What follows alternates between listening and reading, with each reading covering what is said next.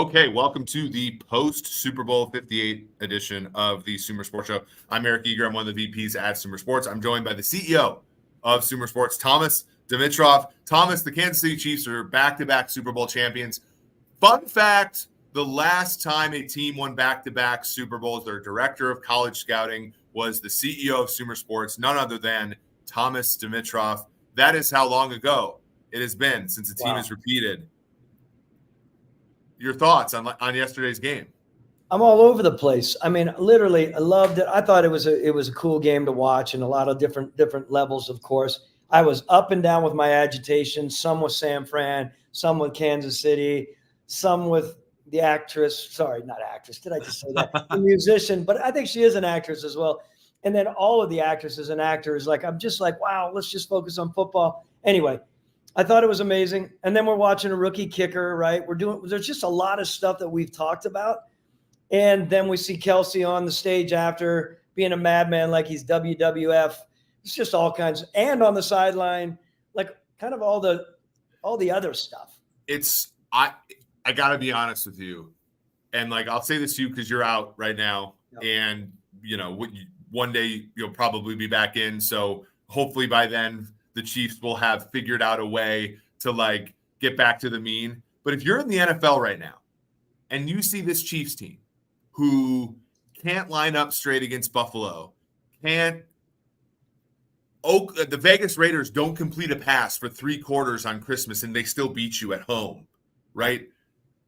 Kelsey's beating up Andy Reid on the sideline during the Super Bowl. The whole attention all year is on she was in Valentine's Day. The actress and singer-songwriter Taylor Swift. The whole thing. Marquez Valdez-Scantling drops a point-blank touchdown against the Eagles. Everything's going wrong for this team.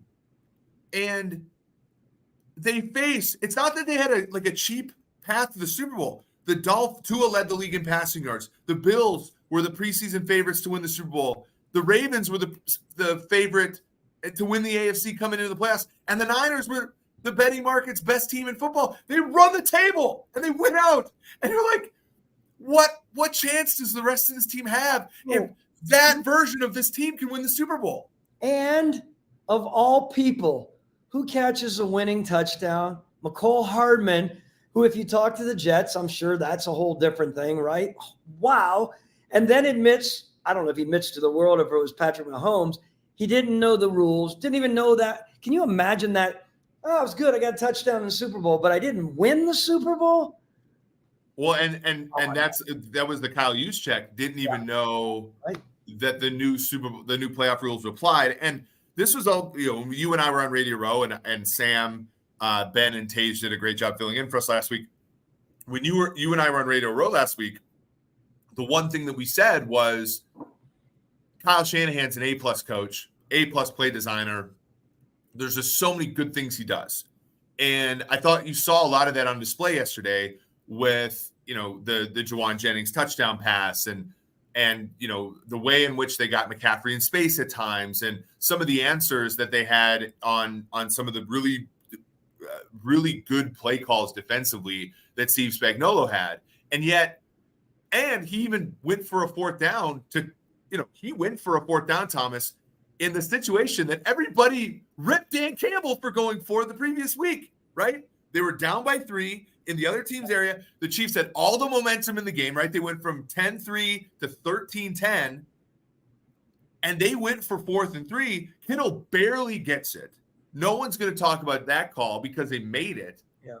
And so he even bucks his own trend, which is to be conservative on 4th downs. I'm thinking to myself, I didn't think Andy called the best game. I thought that the Chiefs are kind of behind the 8 ball on offense most of the time.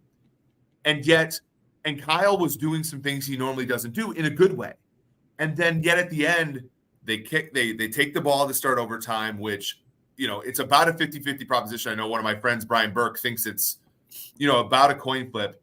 I think in a situation like that, you have to understand that what has stopped the Chiefs offense this entire year has been the Chiefs offense. And so I don't really care if your defense is tired. I don't really care about really anything other than give the ball to the Chiefs, give them that sense of relief that has been enemy all year. When you kicked a field goal and told them exactly what they needed to win the Super Bowl, to me, it felt like you bailed out a team that has been living on the edge all year by giving them one objective, right? And we manage people at work all the time. Like, it's about motivating people. And I feel like this Chiefs team was this super talented employee that you had to give, like, hey, if you meet this one objective, you're going to get a bonus this year. And if you kicked off to them to start overtime, they're kind of like, well, we could go down and kick a field goal. We can go, score a touchdown. In any event, the game's not over. So I feel like Andy might relax a little bit too much. But going down yourself and kicking a field goal and being like, okay, Kansas City, if you put together one more drive, this thing's over, to me felt like the one thing that you couldn't do. So what next? I mean, let's talk about the free agent. I mean, okay, so they win. It's a really cool game as far as, an energetic game. We're watching it all. Then my head goes to, okay, where are they free agency wise, both teams? What's the construction? Oh, by the way, can I just say this? I'm watching the stage, and I always watch the stage at the end of those big games. I saw John Elway walk up there. How uncomfortable is that? I don't like that when they walk through the crowd and the players are kind of, I think they're busting on those guys. Guys like that with egos are walking through there going, get away from me.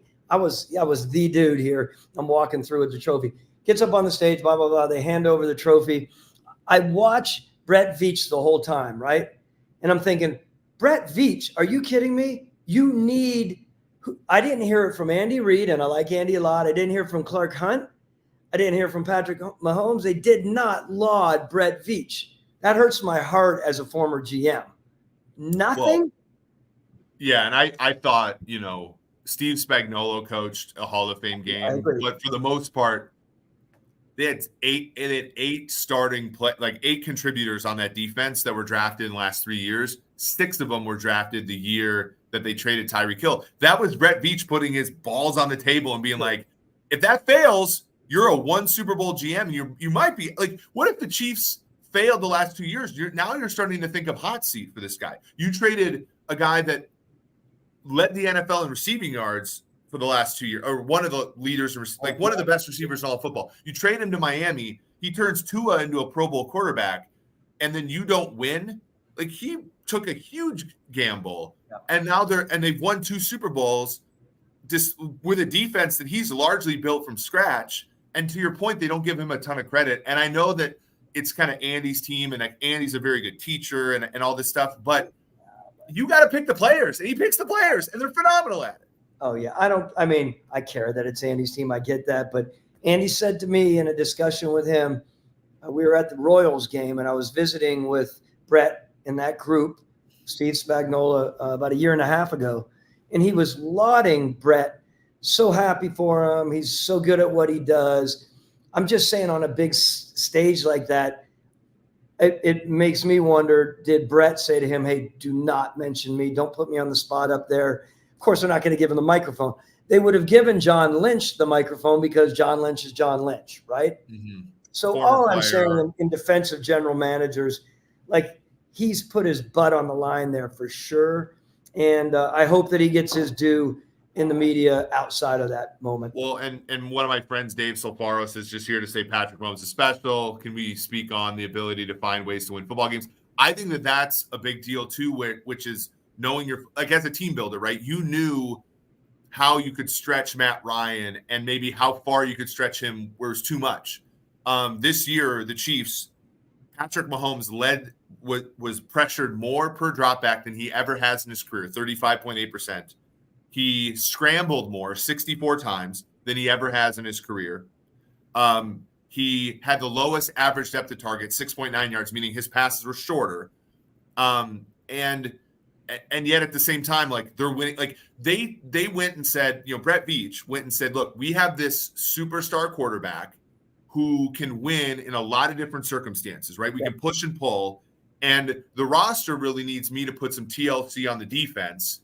And so I'm going to take away, the Chiefs only had 2 players with over 500 yards receiving all year.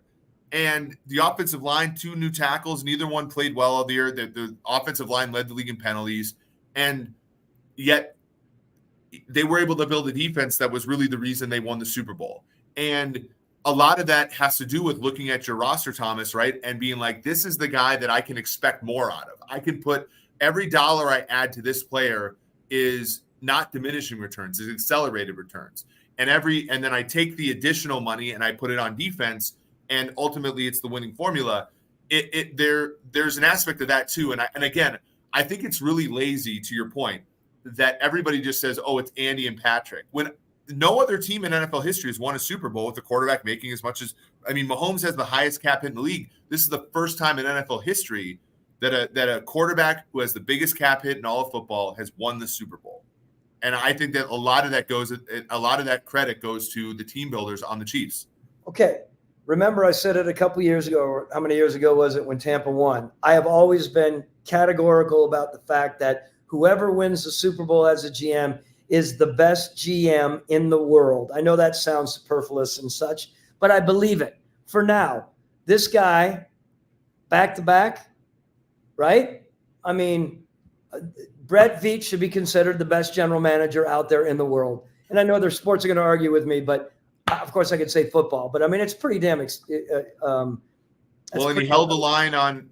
So think about this too. They trade for Orlando Brown when they really need a tackle. His agent was a huge privilege and wanted a ton more money. He held the line on Orlando Brown. He wins the Super Bowl. Orlando goes to Cincinnati. They find a way to replace him. Chris Jones holds out. Chris Jones is one of the better defensive players in all of football. Yep. Brett Veach holds the line. He sits out a week. They give him kind of an adjusted deal, give him all the incentives. He didn't cave too. It's not as easy as, I think a lot of people want to dismiss what he has done because of how good the quarterback is and how good the coach is, but I think that that's lazy. On the other side of the aisle, the Niners, so the Chiefs have two free agents that are big, Chris Jones and L'Jarius Sneed. Jones, of course, last year had the saga about it being his contract year. He held out all the training camp. He held out the first game of the season. Sneed has gone from a very good player to what many consider to be a great player. I think he's going to be a franchise tag candidate for the Chiefs coming up in the spring. I don't know what's going to happen with Chris Jones, given his age and given the fact that he'll have a substantial market in free agency should he get there. The Chiefs have about a little over $20 million in salary cap space, so they have the space to do it. They also have a $35 million roster bonus on Mahomes, which they can convert and make into a $28 million more of cap space. So they have the room to do what they want. They just haven't been overly desperate to overpay for players. And so you get back to the whole, you pay your stars, but then you depend upon Brett Veach to find players who are not as expensive to come in and backfill. L'Jarius Sneed, a former fourth-round pick out of Louisiana Tech. What if he goes from making small dollars to $20 million a year, let's say on the franchise tag? That's going to make Brett Veach's job a lot harder. But again, as you said, right now he's probably the best GM in all of football, so he'll have to make that work.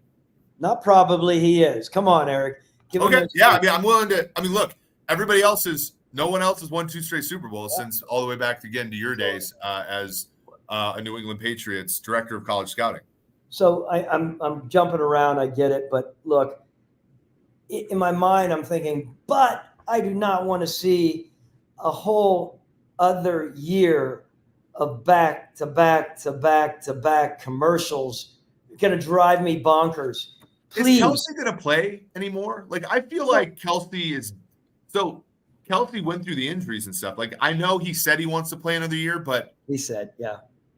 But I guess my point on it is, I told you the other day, and Ted Cruz, not the political Ted Cruz. You guys all saw Ted Cruz. Literally everybody texts me after the show saying, that Ted – no, it's Ted Cruz, Crews,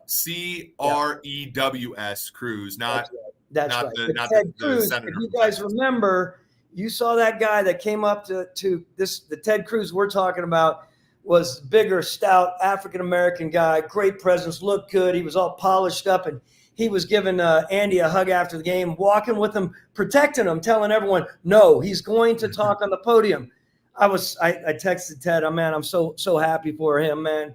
But I want to tell him, get your guys away from that this year. Let them have a little bit of a break so they're not wearing red. What's the damn insurance company? I can't. Oh, yeah, State Farm. State Farm. Of course I know what it is. Yeah, they gave Patrick a little bit of a raise this year, and I feel like he can afford to miss a couple of State Farm commercials. But that is Yeah, it's going to be nuts. I think that, the one true proverb about the NFL is you generally speaking don't win your Super Bowls. And I think this year, the Niners and the Ravens probably thought that this was their Super Bowl. And unfortunately, the Chiefs took it down. I think next year it remains to be seen who will be the favorite, but it'll be probably a different team that comes and takes it down.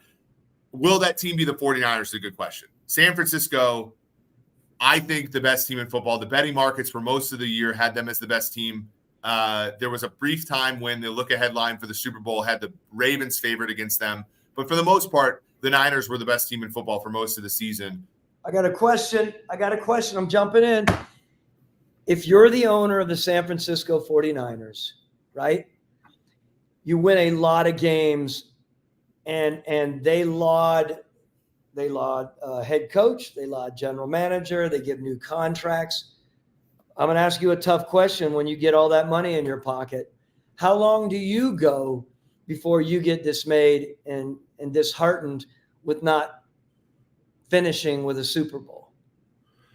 I think that you could start the conversation today. I don't think it's fair, but this isn't a fair business. Like, we talked about Justin Fields when we did NBC Chicago, right? Where I said they haven't given Justin Fields the best environment. It's not the most fair thing in the world, but that doesn't mean you shouldn't make the right decision and draft Caleb Williams or Drake May. Like, things are the way they are. Would it be 100% fair to move on from Shanahan? No. But was it fair to move on from Tony Dungy in Tampa Bay? Probably not. Tony's a great coach, Hall of Fame guy. But at some point, you do need a different voice every once in a while. And that's where you worry. Was it fair for the Patriots to move on from Belichick? Probably not. But they probably felt that they needed a new voice after 20 years. Now, do I think that they should do it? I think that they should at least consider some changes there. Namely, I think he needs a guy that'll help him in game as far as, more robustly handling the clock. Like, at the end of the first half, the Chiefs, you could tell, Ray Charles could see this. All the Chiefs wanted to do was end the half with the ball with no time left. They were willing to not even score a touchdown as long as they got a field goal and the Niners didn't have another possession. And yet Shanahan sat on his timeouts the whole time. I'm thinking to myself, buddy, the Chiefs have given up more than one touchdown in the second half of a game, no times since December 3rd. If you're not going to get to them now, when are you going to get to them? And that obviously played out. I think Kyle is so good at so many parts of the game, and yet there's so many little parts where it's you've been in this league for so long, you're so good, and yet there's this part. And so if I'm the owner of the Niners, I'm thinking to myself, what do we get over the hump? The last time they won the Super Bowl, it was the San Diego Chargers with George Seifert. It's been a long time, and that fan base is loyal.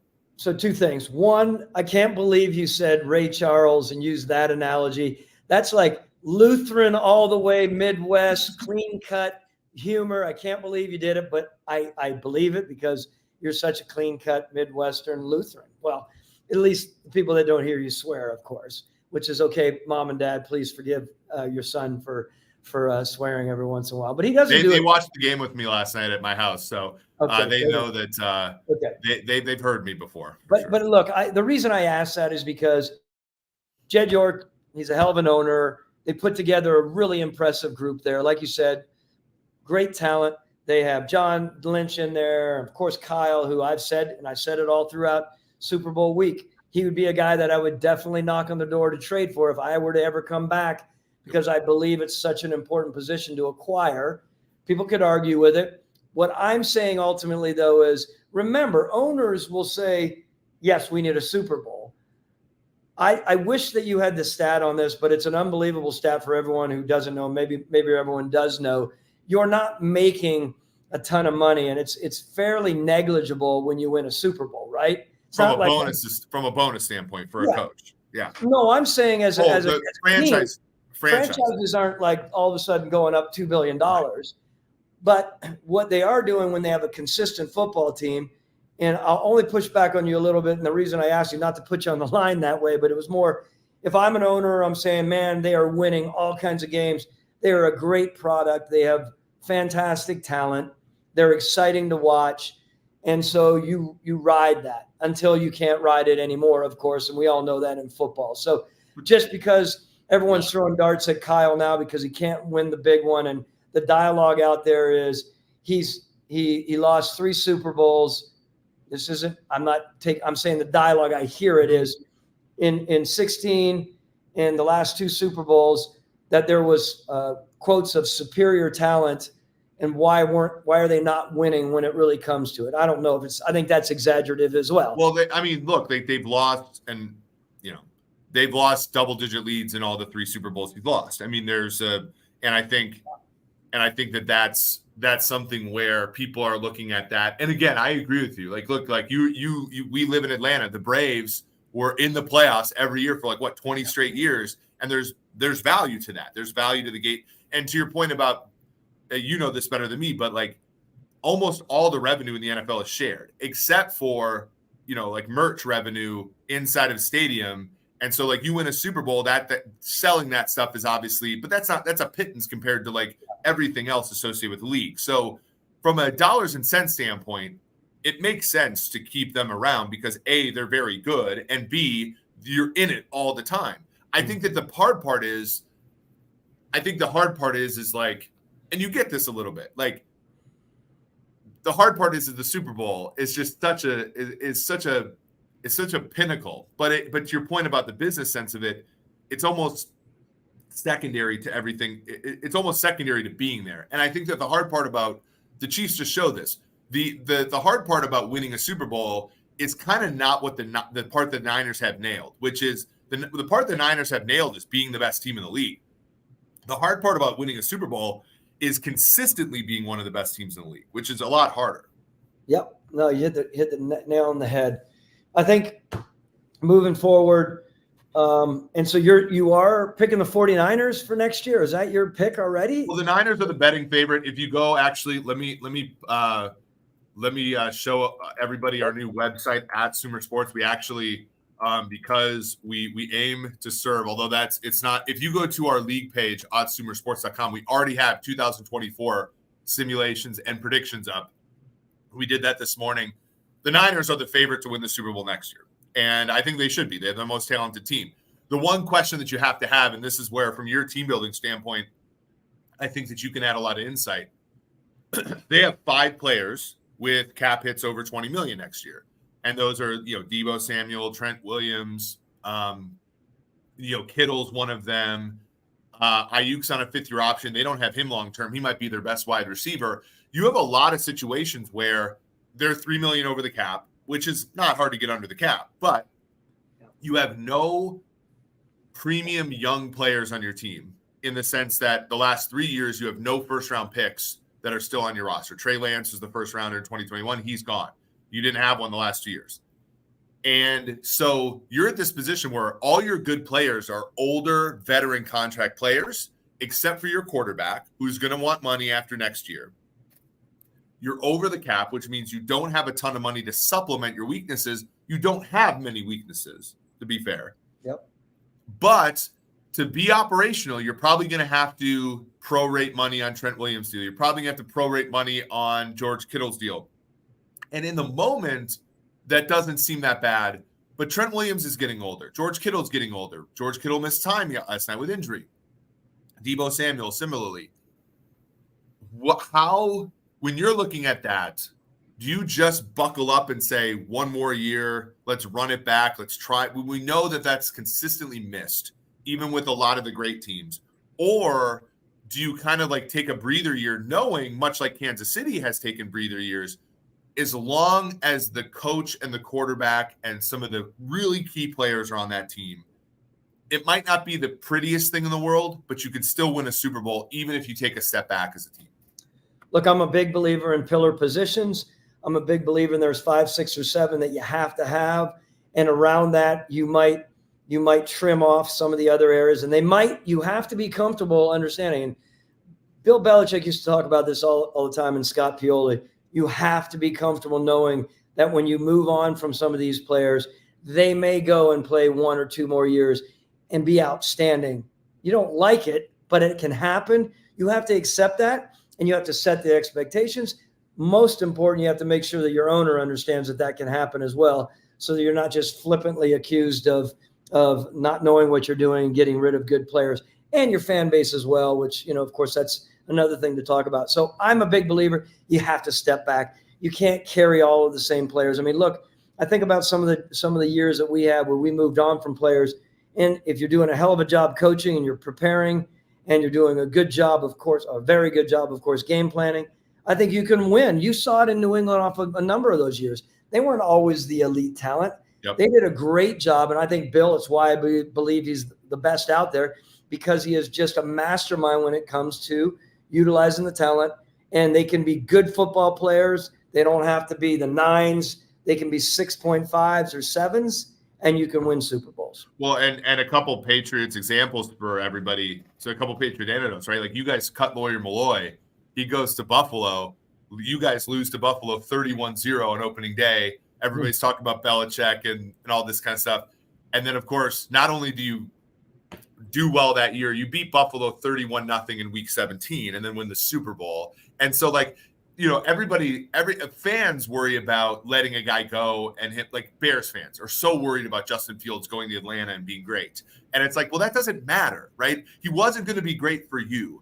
And so what does it matter? You probably want him to be good somewhere else, but like fans and maybe within teams, they worry about this.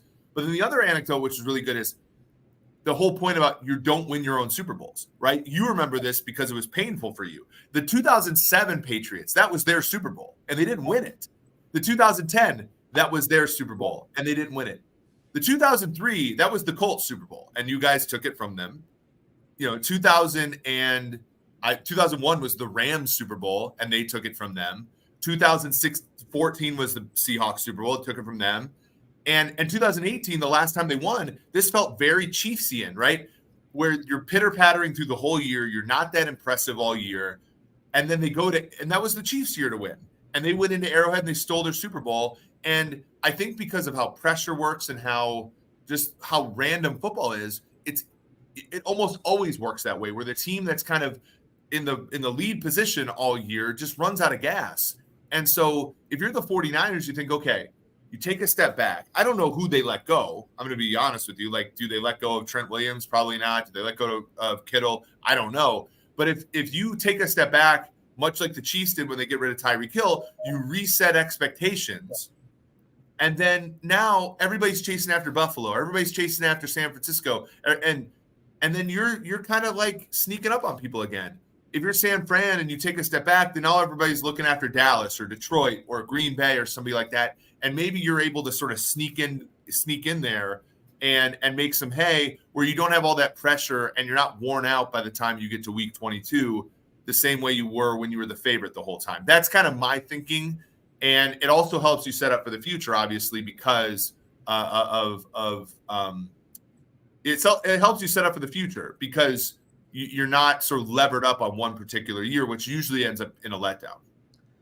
Well, setting up for the future, perfect segue into what you want to introduce here. Let's Thomas, normally I'm the one with the segues, but yes, we are actually going to a meeting and momentarily we're actually late to it. So we're gonna run off here in a little bit, but we are going to we have found a partner for this show. We'll announce it in the very short term future, but this show will be airing on a radio station in the future. We are very excited about that. We secured that on Radio Row this past week, so we were not gone in vain. If you like Tej, Ben, and Sam, which who wouldn't? Great. If you didn't, it was for a good cause because Thomas and I were out at Radio Row securing this. We are still going to put the show on all this on our YouTube and iTunes and everything like that, but we will have a pretty special partner here in the coming months for draft season and then also for the offseason. So stay tuned for that. We're really excited about it. Thomas, you killed it on Radio Row. The whole time I was back. Everybody's like, where did you guys go? I'm like, well, we kind of moneyballed Radio Row. We got there on Monday and Tuesday and Wednesday before Emmitt Smith was running around selling tequila, before everybody else was there. We got our hits in. We told our story, kicked ass, and then we left before all the traffic. I think we really nailed Radio Row, but specifically I think you did. Everybody that messaged me was so impressed, not only with all of your, but also now you talk a very good analytics game, Thomas. So it was an incredible time. So thank you. I mean, he's being humble, and here we are back and forth patting each other. But I've never seen anyone get more interest, and they're like, "Screw Thomas, let's just get Eric Eager on here," which I think was great. And let's do this. Matt Stopsky, give him his full on, like, laud the heck out of him, our producer. Yeah, Matt does a great job, and he will be producing our show in the future. He does. He's helped us book for both the last 2 Super Bowls. He's also produced our draft show, which we will also be doing in the spring for the April draft. And he will be booking us Radio Row at the Combine in 2 weeks, which will be awesome. A little bit smaller scale at the Combine, but still fun. Still good to see everybody. So he's been phenomenal, and absolutely recommend him. There's nothing, the football and the world of football is all about people and people you can trust. And Matt, there's no one I think we trust more than him. So that's incredible. Thomas, do you have any parting words? Do you have any? I know. Look, you don't have to listen to Taylor Swift music now. We don't have to watch the games. We don't have to. Mahomes' wife hugging her. I like Kelsey's wife, the other Kelsey, Jason. With wearing the Cincinnati shirt instead of the Chiefs shirt. She held to her guns. She seems like a real one. But that spectacle, we're not gonna have it for 7 months. So we're in for the long haul here. We're gonna have to start talking about draft prospects starting this week. That's what I was gonna say. Like, I can't wait to jump in the draft. We got to switch our mode here. Talk a little bit about free agency as well as the draft, and jump on board. So excited about our next venture that's going to tie in very well. And there's a lot going on in Sumer, right? A lot going on in the next few weeks. We'll continue to talk about that as well. Perfect. Well, for Thomas Dimitroff, this has been Eric Eager. This has been the post Super Bowl Sumer Sports Show.